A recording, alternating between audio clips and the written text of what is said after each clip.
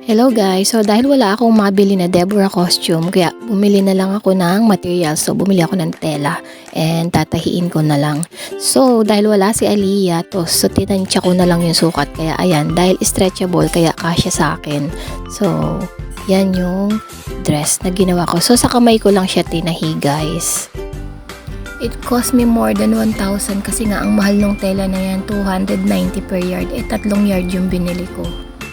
So dahil gold and green yung color ni Deborah, kaya nilagyan ko siya ng gold sa neck na design. So ginaya ko lang din yung nakita ko sa internet. So ayan, nilagyan ko na din siya ng sleeve.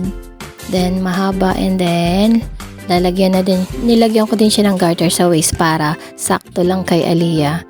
And then mahaba pa para magamit pa niya, 'di ba? Sa ibang pagkakataon. So ayan na siya, nilagyan ko lang ng green na design sa waist. So ganyan siya. Lalagyan na lang siya ng red na parang pinaka-shawl para maging Deborah costume na siya. So ayan siya.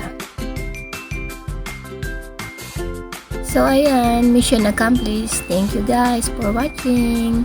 Don't forget to like, share, and subscribe. God bless you.